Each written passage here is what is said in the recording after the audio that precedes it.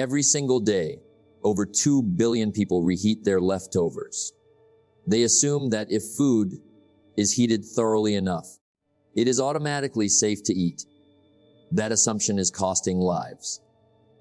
Here is a number I want you to remember: 1 in 6.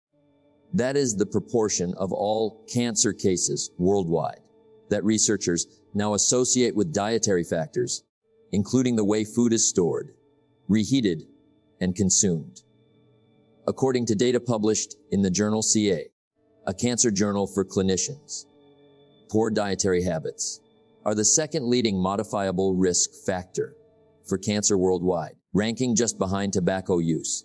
Yet, almost no one is talking about what happens to certain foods at the molecular level when they are reheated for a second time, whether in the microwave or on the stovetop. The chemical reactions that take place are completely silent.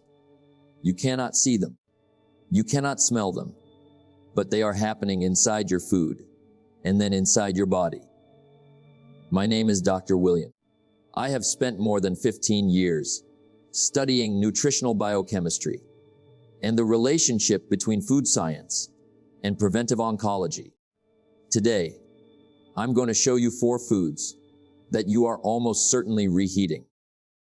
Foods that are probably sitting in your refrigerator right now, which undergo documented, scientifically verified chemical transformations when reheated. Transformations that carry a measurable cancer risk.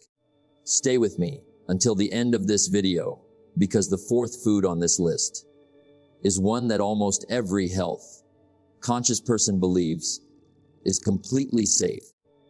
That belief, however, is dangerously mistaken. Before we go any further, I want you to understand something important. This is not about a minor inconvenience. This is not about an upset stomach or temporary food poisoning. What we are discussing is the slow cumulative build up of carcinogenic compounds inside your body over months and years, the kind of silent damage that often goes unnoticed until it becomes extremely difficult to reverse.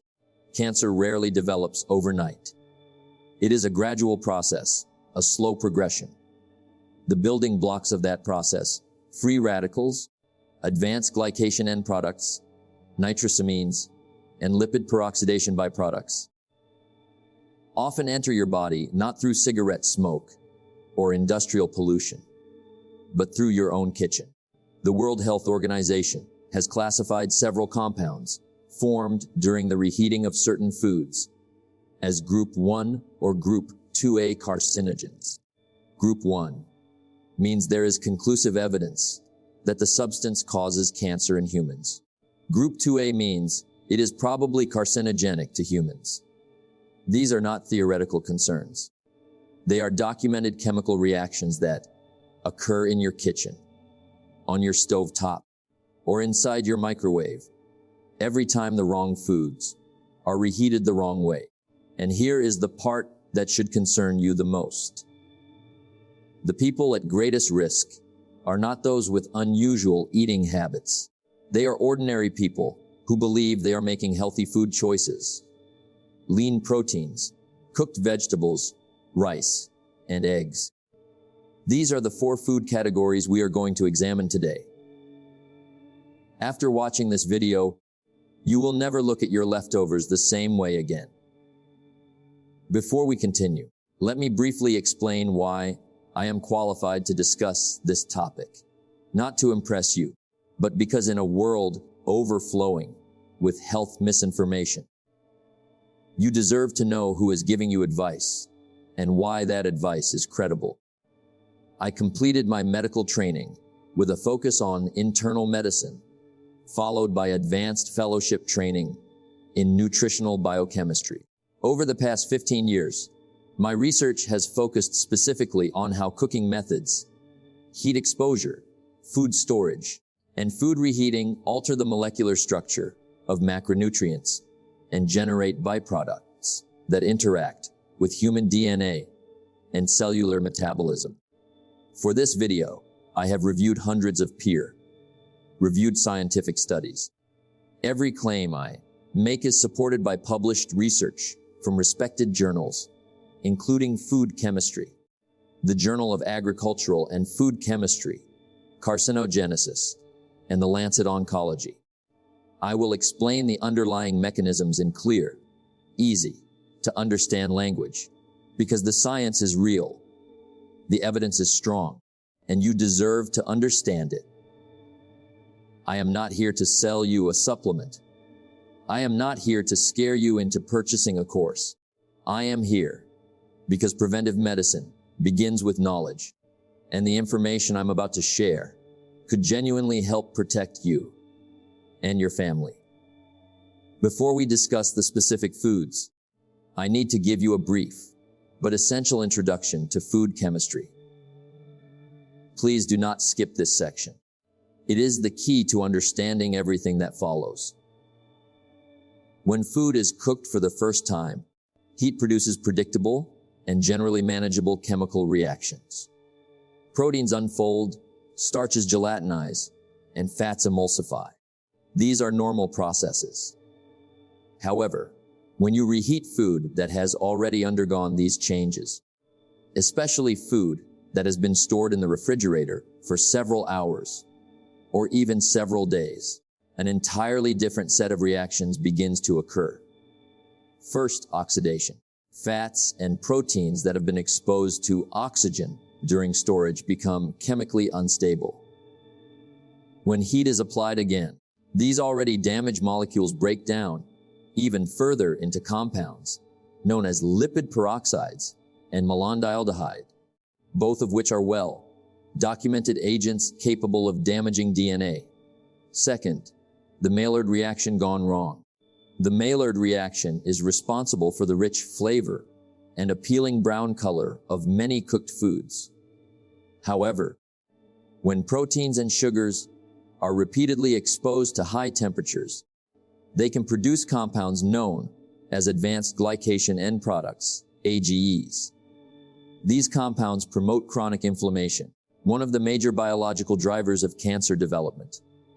Third, nitrite conversion. Certain foods, particularly those naturally high in nitrates, undergo bacterial conversion while they are stored in a refrigerator. When these foods are reheated, the nitrates are converted into nitrites, which can then be further transformed into nitrosamines, compounds that the World Health Organization classifies as probable or confirmed carcinogens. 3 mechanisms: oxidation, advanced glycation, nitrosamine formation. Keep these 3 terms in mind as we go through each food, because you will see one or more of these mechanisms involved in every example we discuss. Food number 1, cooked rice. Rice is the most widely consumed staple food on Earth. More than 3 billion people rely on rice as their primary source of calories. Billions of those people reheat leftover rice every single day. It is a deeply ingrained habit across nearly every culture in the world. However, there is a serious problem with this practice, one that has very little to do with the reheating process itself and everything to do with what happens during the time the rice spends in the refrigerator between the first cooking and the second. As cooked rice cools, it becomes an almost ideal environment for the growth of a bacterium known as Bacillus cereus. This is not a rare contaminant. It is naturally present in raw rice. It survives the initial cooking process and can multiply rapidly in cooked rice that is left at room temperature or stored in the refrigerator for extended periods. When you reheat the rice, the heat may kill the bacteria, but it does not destroy the heat-resistant toxins they have already produced.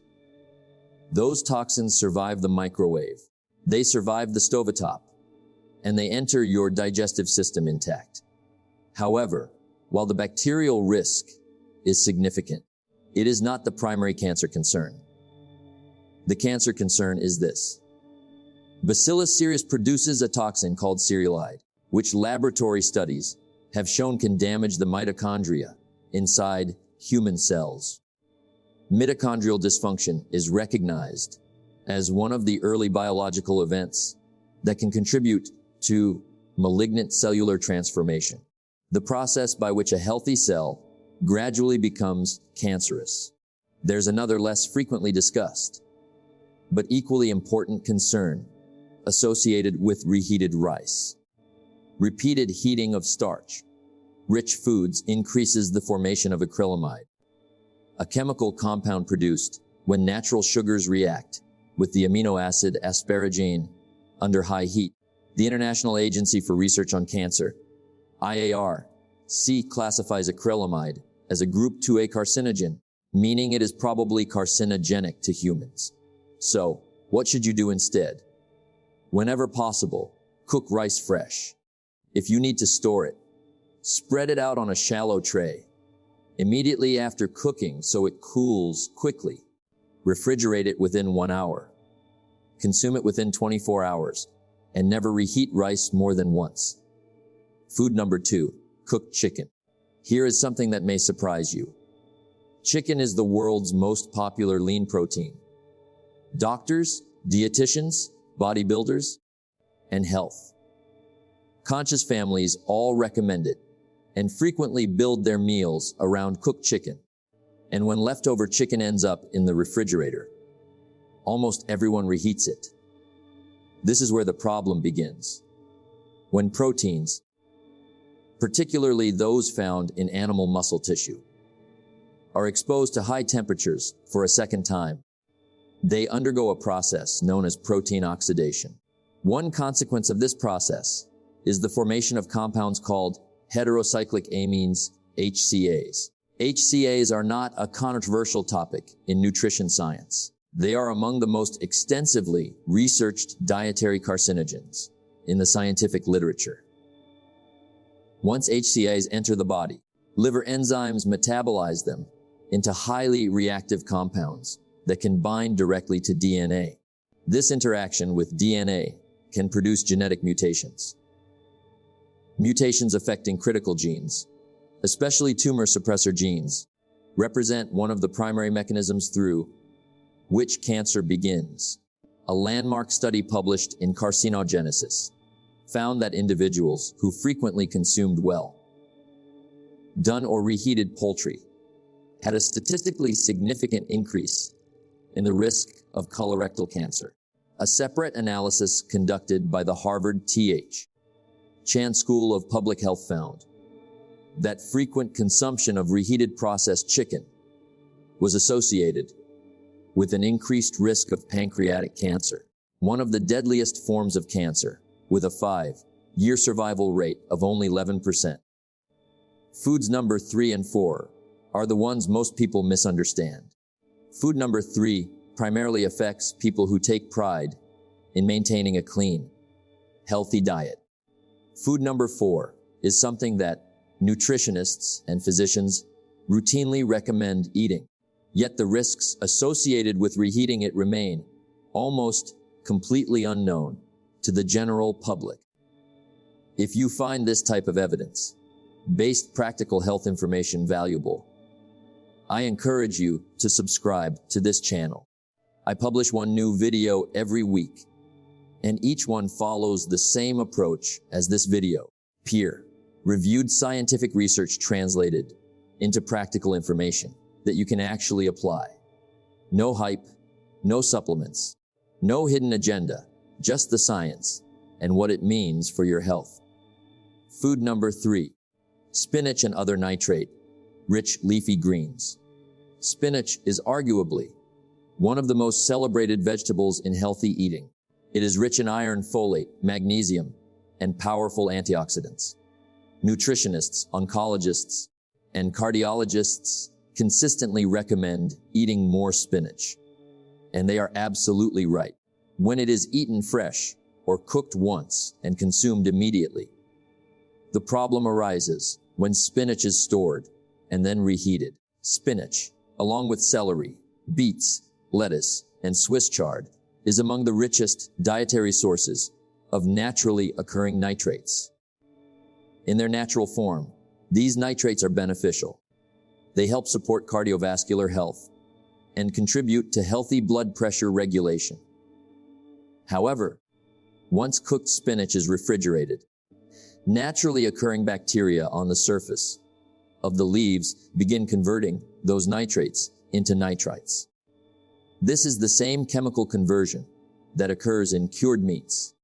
It is also one of the reasons the World Health Organization classified processed meat as a Group 1 carcinogen in 2015. When spinach that has been refrigerated for 24 hours or longer is reheated, you are applying heat to a vegetable that has already undergone substantial nitrate to nitrite conversion. Under heat, those nitrites can react with amino acids present in the spinach and later in your stomach to produce nitrosamines. Nitrosamines are among the most potent dietary carcinogens identified by modern science. Animal studies have shown that they can induce cancer at remarkably low doses. In addition, epidemiological research consistently associates high nitrosamin exposure with an increased risk of gastric, esophageal, and colorectal cancers. This is not a hypothetical concern created for this video. The European Food Safety Authority, EFSA, has issued formal guidance regarding dietary exposure to nitrates and nitrites from vegetables, specifically warning about the potential risks associated with reheating nitrate-rich vegetables after they have been stored following cooking. The irony is devastating. One of the healthiest foods on earth can become a source of carcinogenic compounds simply because of a storage and reheating habit practiced every week by millions of health-conscious people. So, what should you do instead? Cook spinach and other leafy greens fresh whenever possible. Eat them immediately after cooking. If you have leftovers, consume them cold within a few hours. Do not refrigerate cooked spinach with the intention of reheating it later. If you absolutely must store it, keep it in an airtight container, consume it within 6 hours, and do not reheat it. Eat it cold instead. Food number 4, eggs. I told you the fourth food would surprise you. Here it is, eggs. Eggs are among the most nutritionally complete foods available. They contain all 9 essential amino acids. They are an excellent source of choline, an essential nutrient that supports brain function. They provide significant amounts of selenium, an important mineral involved in antioxidant defense. And they also contain lutein and zeaxanthin, 2 antioxidants that help protect both eye health and cellular health. By almost every nutritional standard, eggs are one of the healthiest foods you can eat. However, reheating eggs, especially scrambled eggs or hard, boiled eggs, creates a specific and often overlooked chemical problem that very few people discuss. Eggs contain approximately 13% fat, with most of that fat concentrated in the yolk. When an egg is cooked for the first time, the fats in the yolk undergo an initial stage of oxidation. This is a normal and expected process.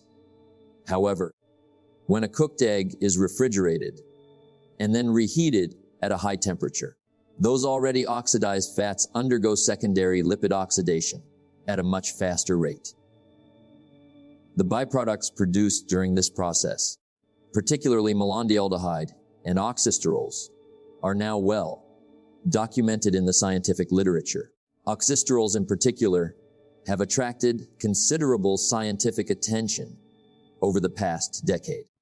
These compounds are oxidized forms of cholesterol that develop specifically when foods containing cholesterol are repeatedly heated. A comprehensive review published in the journal Food and Chemical Toxicology concluded that oxysterols possess pro-atherogenic, pro-inflammatory, and most importantly, cytotoxic and genotoxic effects on human cells. Genotoxic, that word is extremely important. It means toxic to the genetic material inside your cells, your DNA. By definition, genotoxic compounds are considered potential carcinogens because they can produce DNA strand breaks and genetic mutations that initiate the chain of events leading to cancer. There is another concern associated with reheated eggs. When cooked egg proteins are exposed to excessive heat for a second time, particularly during rapid microwave reheating, they undergo additional protein denaturation. These proteins form abnormal cross-links that make them more difficult for your digestive system to break down. Even more importantly, some research suggests that the sulfur containing amino acids naturally present in eggs, cysteine and methionine, can degrade during repeated heating. The degradation products formed from these amino acids may contribute to oxidative stress within the lining of the digestive tract. Oxidative stress affecting the intestinal lining is not a minor issue. Persistent oxidative stress in the gastrointestinal mucosa is considered one of the major proposed mechanisms involved in the development of colorectal cancer, the third most common cancer worldwide, responsible for nearly 1 million deaths every year. So, what should you do instead? Eggs are best eaten immediately after they are cooked. If you prepare eggs in advance, store hard, boiled eggs with their shells still on, and eat them cold. Avoid reheating scrambled eggs or omelets in the microwave. If you absolutely need to warm an egg-based dish, use gentle indirect heat, such as a warm water bath or very low temperature oven. Never heat egg dishes to temperatures exceeding 165 degrees Fahrenheit. I want to be honest with you about something. When I first began reviewing the scientific research on reheated foods, when I carefully read the literature on nitrosamine formation, heterocyclic amines, and oxysterols, my first reaction was not fear. It was frustration. Frustration because this information is not hidden. It has been published in peer-reviewed scientific journals. It appears in official guidance from the European Food Safety Authority, the World Health Organization, and numerous public health agencies around the world. Yet somehow it almost never reaches the dinner table. It is rarely communicated in a way that is clear, practical, and easy for ordinary people to apply in their daily lives. Billions of people make decisions about reheating food every day, not because they are careless, but because they simply have never been given this information. There are children eating reheated rice, spinach, and eggs in their school lunches 5 days a week. There are older adults with weakened immune systems, reheating leftover chicken in the microwave simply because they live alone and it is convenient. There are fitness enthusiasts eating reheated high-protein meal prep containers every day, convinced they are maximizing their health, completely unaware that the chemical composition of their food has changed significantly since it was originally prepared. None of these people are doing anything wrong. They simply do not know. Now, you do. That is the purpose of this channel. That is the purpose of this video. Not to make you afraid of food, but to provide you with practical evidence-based knowledge that allows you to make smarter, healthier decisions, to help close the gap between what modern science has already discovered and what the general public actually knows. So, let us bring everything together. 4 foods, 4 different biological mechanisms, 1 clear conclusion. Food matters. Food number 1, rice. Reheating cooked rice can reactivate heat, stable bacterial toxins, produced by Bacillus cereus, and also promote the formation of acrylamide through the reaction of natural sugars with amino acids during repeated heating. Mechanism: bacterial toxin activity and acrylamide formation. Potential cancer connection: mitochondrial dysfunction and exposure to a group 2A probable carcinogen. Food number 2, chicken. Reheating cooked chicken at high temperatures promotes the formation of heterocyclic amines HCAs through protein oxidation, while also increasing lipid oxidation byproducts such as malondialdehyde and 4-hydroxynonenal. Mechanism: protein oxidation and lipid oxidation potential cancer connection, direct DNA interaction by HCAs, and an increased risk of colorectal and pancreatic cancers. Food number 3: spinach and other leafy greens. During refrigeration, bacterial activity converts naturally occurring nitrates into nitrites. When these vegetables are reheated, the nitrites can react to form nitrosamines. Mechanism: nitrate to nitrosamine conversion. Potential cancer connection: increased exposure to nitrosamines, which has been associated with gastric, esophageal, and colorectal cancers. Food number 4: eggs.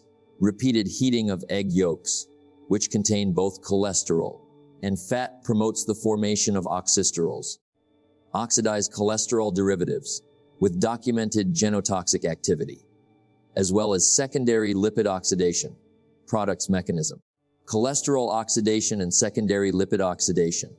Potential cancer connection: DNA damage, oxidative stress affecting the intestinal lining, and an increased risk of colorectal cancer. Fundamental biochemical mechanisms appear repeatedly across 4 of the most commonly reheated foods in the world: nitrosamine formation, lipid and protein oxidation, activation of bacterial toxins. This is not fear-mongering. It is food biochemistry that has been repeatedly, consistently, and rigorously investigated in the scientific literature.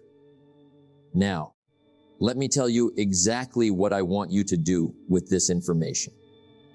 These are practical, straightforward steps that require no special equipment, no supplements, and no drastic lifestyle changes. Just small, informed decisions that can substantially reduce your long-term exposure to potentially harmful dietary compounds. Cook rice fresh whenever possible. If you store it, cool it within 1 hour. Refrigerate it immediately.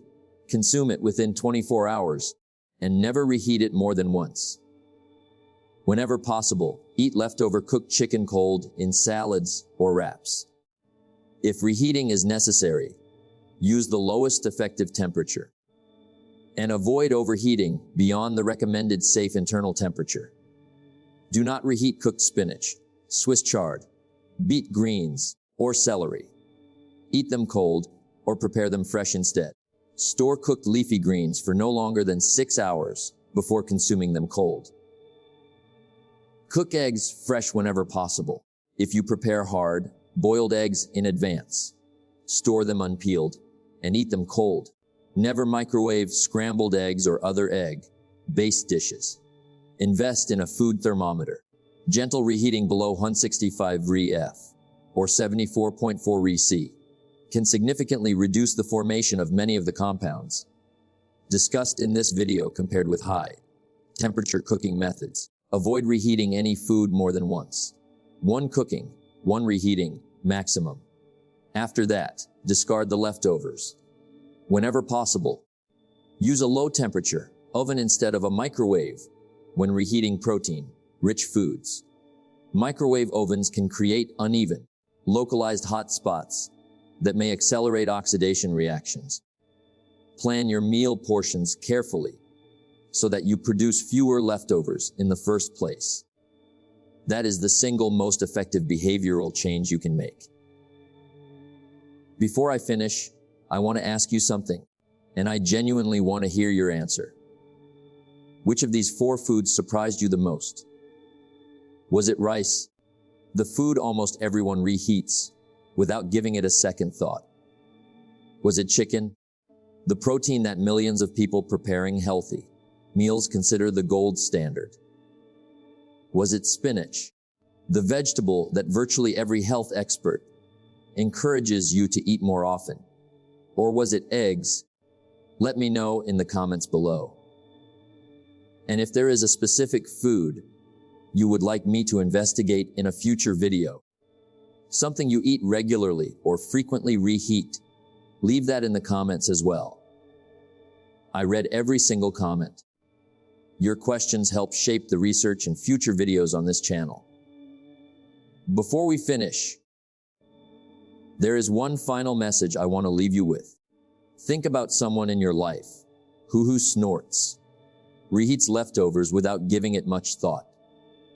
Perhaps it is a parent, a brother or sister, a college student living on meal prep chicken and rice, a spouse who has been reheating leftover spinach throughout the week, or someone who microwaves scrambled eggs every morning because they prepared a large batch on Sunday. They do not know what you know now, and you can change that in less than 10 seconds simply by sharing this video with them. Not to frighten them, not to lecture them, simply to give them the same information that you now have, because they deserve the opportunity to make informed decisions about their health, just as much as you do. The research is real, the potential risks are real, and the solutions are remarkably simple. Share this video, because preventing cancer is not only a personal responsibility, it is also something we can help one another achieve. As always, I want to end with an important clarification. Everything presented in this video is intended for educational and informational purposes only. It is not intended to serve as personal medical advice, a medical diagnosis, or treatment recommendation. The scientific evidence discussed in this presentation reflects findings published in peer-reviewed medical and scientific literature available at the time this video was produced. Food science continues to evolve rapidly, and recommendations may change as new high-quality evidence becomes available. I strongly encourage you to consult your own physician, registered dietitian, or another qualified healthcare professional before making significant changes to your diet, particularly if you have an existing medical condition. The mission of this channel has always been to translate complex scientific research into clear, practical, and evidence-based information, not to replace your doctor, not to create unnecessary fear, but to ensure that the same scientific evidence available to researchers and public health professionals is also available to you, because you deserve nothing less than complete, accurate, evidence-based information about your own health. Thank you for watching. I'm Dr. William, and I look forward to seeing you in the next video.